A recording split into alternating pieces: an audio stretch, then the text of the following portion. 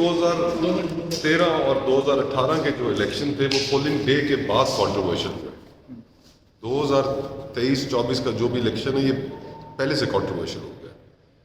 تو اب election commission کی ذمہ داری ہے کہ وہ یہ جو کنٹروورسیز جنریٹ ہوئی ہیں مزید جنریٹ نہ ہو اور پولنگ کا جو دن ہے وہ ایک اسموتھ پروسیس ہو اور مزید سوالات نہ اٹھیں. ابھی تو بہت سوالات اٹھے. تو کیا الیکشن کمیشن اپنی ذمہ داریاں اس وقت پوری کر رہا ہے جو آپ نے دیکھا بلے کا نشان بھی چھینا؟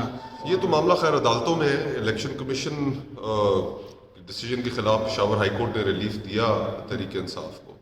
اب معاملہ ایونچولی سپریم کورٹ ٹیک اپ کر رہی ہے 2 کو، جیسا ہم نے اخبارات میں پڑھا ہے. لیٹس سی وہاں سے کیا ڈیسیجن. اب کاغذات نامزدگی جنہوں نے جمع کروایا وہ مسترد ہو رہے ہیں، تو کیا یہ بھی ایک چال ہو سکتی ہے الیکشن میں پی ٹی آئی کو دور رکھنے کی؟ ابھی آج 30 تاریخ ہے، دیکھتے ہیں جب حتمی لسٹ شائع ہوتی ہیں تو پورے پاکستان میں کتنے لوگوں کے ریجیکٹ ہوتے ہیں، کن گراؤنڈز پہ ریجیکٹ ہوتے ہیں، اور یہ دیکھنا تو اہم ہے. پھر اس کے اوپر کل ہی کوئی بات کر سکیں گے. نواز شریف صاحب کو جو منظرنامہ دکھا کر لایا گیا تھا ایسا نہیں ہے، کیا کہیں گے اس پہ؟ مشکلات ہو رہی ہیں اس میں تو کوئی شک نہیں ہے کہ دیکھیں آن گراؤنڈ جو لوگوں کا رجحان ہے وہ جو جماعتیں 16 مہینے حکومت میں رہی ہیں ان کی طرف نہیں ہے. اور پھر حکومت ختم ہونے کے 1 ہفتے بعد ہی انہوں نے ایک دوسرے کے خلاف بیانات دینے شروع کر دیے، تو لوگ بھی ہنس رہے ہیں کہ یار کہ انہوں نے ہمیں کیا سمجھا ہوا ہے.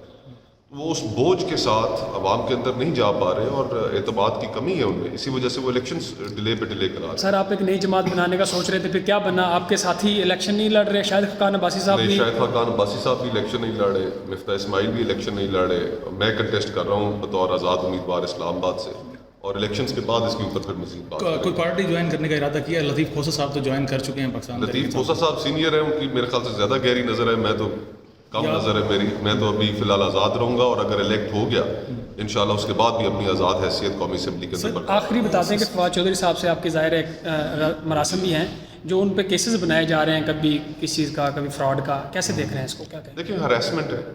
پھر فواد کے بھائی فراز کو جو ان سے نامینیشن پیپرز چھینے گئے، جس طریقے سے ان کو اریسٹ کیا گیا تاکہ وہ نامینیشن پیپرز نہ فائل کر سکیں، تو یہ ہراسمنٹ ہی ہے، اور اس کے علاوہ کیا کہہ سکتے ہیں. سر میری طرف سے بھی آخری سوال لے لیں کہ نظام کی تبدیلی کے حوالے سے شاہد خاقان عباسی صاحب کی ہم نے تقاریر سنی، آپ بھی اس حوالے سے بولتے رہے، تو کیسا نظام چاہتے ہیں پاکستان میں؟ کیا اب وہ اس طرح کا نظام نہیں چل رہا پاکستان میں؟ کیا تبدیلی ہونی اور چاہیے؟ کیا ضرورت نہیں تھی کہ الیکشن میں ہی اس کی شروعات کی جاتی؟ دیکھیں نظام جو ہمارے سامنے ہے وہ تو پچھلے 76 سالوں سے ایک ہی چل رہا ہے کہ آج فلانے صاحب منظور نظر اور پھر دوسرے صاحب زیر اعتاب، پھر وہی صاحب جو زیر اعتاب تھے آج منظور نظر ہو گئے ہیں، لاڈلے میں تبدیل ہو گئے ہیں، اور جو پہلے منظور نظر تھے وہ زیر اعتاب ہو گئے. تو یہ دائروں کا سفر ہے. یہ دائروں کا سفر ہمیں پاکستان کے لیے ختم کرنا ہے. پاکستان کے 25 کروڑ لوگ ہیں، ان کی زندگیاں ہیں. پاکستان مزید ایسے نہیں چل سکتا.